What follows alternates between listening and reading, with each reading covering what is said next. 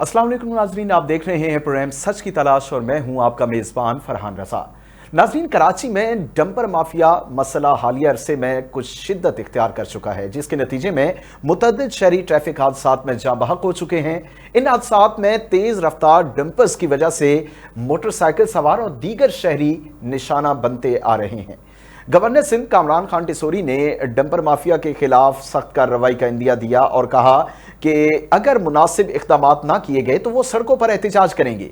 उन्होंने traffic police की गफलत पर भी कई सवालात उठाए। मुतअद्दिद सियासी और समाजी रहनुमाओं ने सिंध हुकूमत से मुतालबा किया कि पूरे इस इशू में जो डंपर्स की वजह से मसाइल सामने आ रहे हैं, इसके खिलाफ फौरी कार्रवाई की जाए और हादसात में जाँ बहक होने वाले के लवाहिकीन को मुआवजा तक दिया जाए और इंसाफ फराहम किया जाए, ताकि उनके जख्मों के लिए कुछ ना कुछ मरहम फराहम की जा सके। शहरी डंपर्स की जानिब से ट्रैफिक कवानीन की खिलाफ वर्जी और हादसात में इजाफे पर शदीद परेशानी का भी शिकार हैं और मुजाहरे और एहतजाज के जरिए वो हुकाम से फौरी इक़दाम का मुतालबा भी कर रहे हैं। लेकिन दूसरी जानिब अगर देखा जाए तो हमने देखा कि जब ये हादसात हुए तो उसी मद में फिर कई टैंकर्स को जला दिया जाता है और उसके खिलाफ भी कई एहतजाज सामने आए और हमने देखा कि सुपर हाईवे पर एक बड़ा एहतजाज किया गया और उसमें डंपर ड्राइवर्स ने कचरे से लदा हुआ जो ट्रक था उससे बिल्कुल उलट दिया मेन रोड पर, सुपर हाईवे पर अल आसिफ स्क्वायर के करीब, और वो भी मसला सामने आया और ट्रैफिक उसकी वजह से काफी देर जैम रहा। दोनों तरफ से क्या मौक़िफ़ सामने आता है और एक अहम इशू इस सारे मामले पर वो ये है, ये कहा जा रहा है कि कराची यानी शहर कायद के अमन व अमान को जो है वो तबाह करने की साजिश की जा रही है और कोई तीसरी कुव्वत है बीच में जो कि कराची के अमन व अमान को टारगेट कर रही है। और इसमें हमने देखा कि डंपर्स को जलाना या जो शहरी हैं उन बेचारों के साथ एक्सीडेंट होना, उनकी जान से जाना, ये दोनों एक बड़े अलमनाक वाकयात हैं और दोनों अफसोसनाक वाकयात हैं। लेकिन इसका सद्देबाब कैसे होगा, किस तरह से हम टैकल करेंगे और किस तरह से सूरत हाल पर कंट्रोल किया जा सकता है, आज के प्रोग्राम में हम बात करेंगे। इसी मौजू पर हमारे साथ मौजूद हैं हाजी लियाकत महसूद जो कि सदर हैं डंपर एसोसिएशन, और इसके अलावा एसएसपी सेंट्रल कमर अब्बास रिजवी हमारे साथ मौजूद होंगे, और नजीर शाह सीनियर जर्नलिस्ट है जो कि इस सारे मामले पर बड़ी गहरी नजर रखते हैं और इस सारे मामले को बड़े करीब से देख रहे हैं। ये आज के प्रोग्राम में हमारे साथ मौजूद होंगे।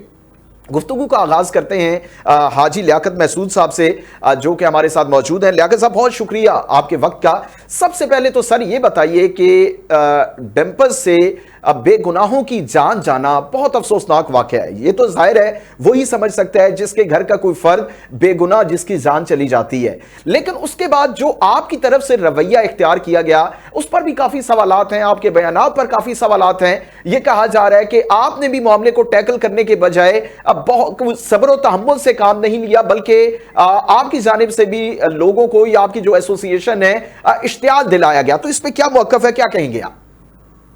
बिस्मिल्लाहिर्रहमानिर्रहीम। फरहान भाई, सबसे पहले बात ये बड़ी अफसोस की बात है, तो आपके लिए अच्छा नहीं लगेगा जो डंपर माफिया। देखो, हम ट्रांसपोर्टर इसके बारे में मैं बार बार भी बात कर रहा हूँ। जो ट्रांसपोर्टर व्हीकल देने वाला है लेने वाला नहीं है, ट्रांसपोर्टर मुफ्त चलाने वाला है खाने वाला नहीं है। ट्रांसपोर्टर हमेशा के लिए, और आपको भी पता है फरहान भाई, तो मैं अपना मुल्क पाकिस्तान के साथ और जितना आवाम भी है और जितना सरकार भी है सबके साथ ट्रांसपोर्टर भी मोहब्बत कर सकता हूँ। और दूसरी बात यह है, जो गवर्नमेंट का जो कानून है, हम ट्रांसपोर्टर है, जो गवर्नमेंट का जो कानून है कानून को हम फॉलो करता है। तो बार बार मैं ये बात भी कर रहा हूँ, जो एक्सीडेंट एक हादसा है, लेकिन ये तो सिर्फ ये नहीं है, ये कराची में हो सकता है, लेकिन एक्सीडेंट तो हर जगह पे होगा। इसके बारे में तो आपको भी पता है, जो सिंध गवर्नमेंट ने हमारे डंपर के ऊपर पाबंदी लगाया और सुबह 6 बजे से लेकर शाम को 10 बजे तक तो हमने डंपर नहीं चलाया। तो मैं आपसे भी पूछेगा, परसों जो 11 गाड़ी तो हमारा इसमें 6 डंपर है और 5 वाटर टैंकर है, ये बिलाल कॉलोनी, निया कराची, सरजानी, तो इसमें तो शरीफ हसन लोग ने जलाया, तो उसमें न कोई हादसा हुआ न कोई एक्सीडेंट भी हुआ। ये और डाईजी इरफान बालू साहब ने और एसएसपी निशान साहब ने इसने खुद पे उस पे बयान भी दिया, मैंने इंक्वायरी पहले भी किया, हमने सबसे भी पूछा, न कोई हादसा भी था न कोई एक्सीडेंट भी था, लेकिन ये 11 गाड़ी आपको भी पता है, ये तो ट्रांसपोर्टर का बाल बच्चे का रोजी है। लेकिन मेरा ये नहीं है, ये पश्तून है, ये सिंधी है, ये बलोच है, ये मजहर है, ये पंजाबी है, नहीं, हम सब मुसलमान है और एक पाकिस्तानी भाई है। पाकिस्तान होगा हम होगा, पाकिस्तानी होगा हम भी नहीं होगा। लेकिन कराची तो एक बहुत बड़ा शहर है, जो इसमें 3-3.5 करोड़ आबादी है, तो हर शहरी का हक बनता है और कारोबार का। तो एक्सीडेंट जो परसों वहां तो 11 गाड़ी में शरफ हसन लोग ने जलाया, तो उसने कोई एक्सीडेंट किया या उसने क्या किया, उस बेचारे ने क्या गुनाह किया, उसका जवाब आप मुझे भी दे दें। अच्छा, मुझे एक बात बताएं, बिल्कुल आपने जो बात की है इसमें तो कोई दो राय नहीं है कि अगर कोई डंपर्स को, जैसे आपने बताया 11 गाड़ियों को जला दिया गया, वो तो ठीक है, लेकिन महसूद साहब मेरे पास कुछ फैक्ट्स हैं, कुछ चीजें हैं कि पिछले 99 रोज में 78 लोगों की जान जा चुकी है और इस साल 256 लोग जो हैं उनकी जान जा चुकी है, जो हैवी ट्रैफिक है, जो हैवी गाड़ियां हैं उनकी टक्कर से। तो क्या ये सारे इत्तफाकी एक्सीडेंट हैं, इनमें लापरवाही शामिल नहीं है? इस पे क्या कहेंगे आप? देखो, लेकिन आपको भी पता है, जो आप खुद ड्राइवर होगा तो जानबूझ करके तो कोई जानवर के ऊपर तो गाड़ी भी नहीं चढ़ाया ना।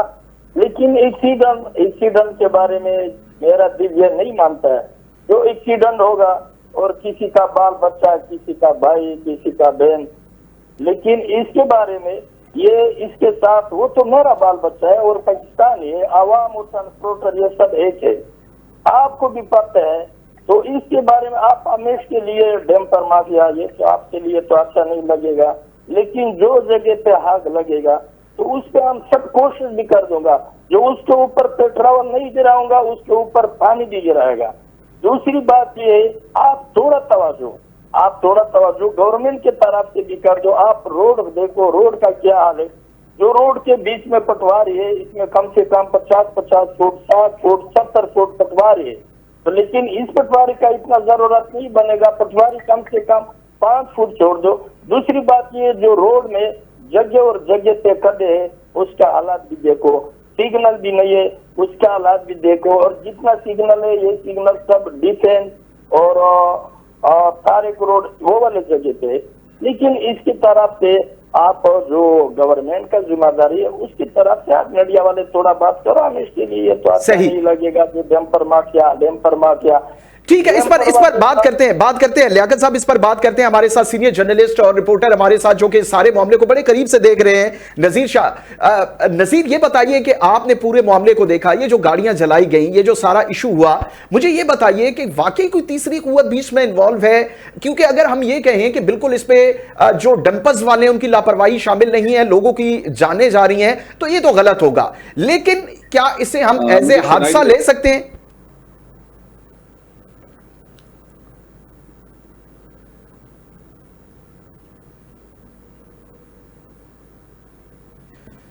जी नजीर शाह, आप हमें सुन सकते हैं? आवाज आ रही है आपको?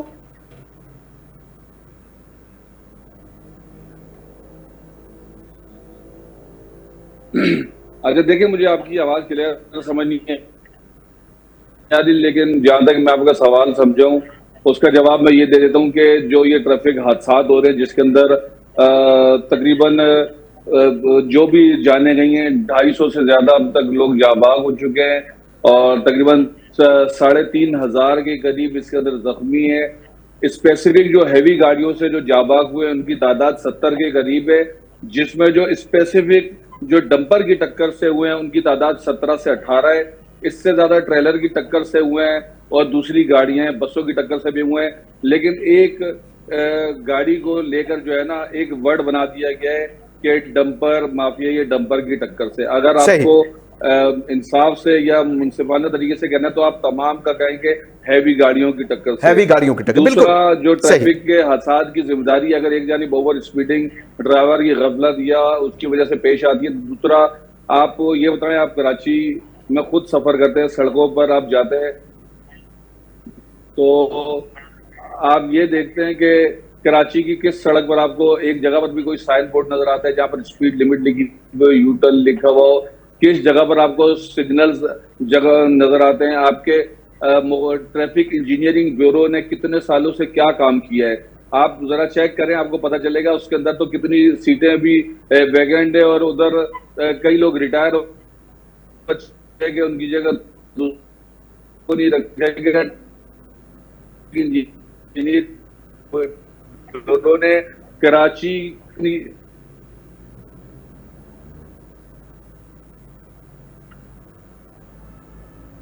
गालिबन कोई टेक्निकल इशू आ रहा है, आवाज ठीक से नहीं आ रही। हम एक ब्रेक की जानिब जाते हैं और दोबारा जो है ये टेक्निकल इशू जो है सॉर्ट आउट करके दोबारा से हम बात करते हैं। हमारे साथ मौजूद हैं लियाकत महसूद साहब जो कि सदर डंपर एसोसिएशन के, और नजीर शाह भी हमारे साथ, और SSP सेंट्रल कमर अब्बास रिजवी साहब भी हमें ज्वाइन करेंगे। वक्त हुआ एक ब्रेक का, हमारे साथ रहिए।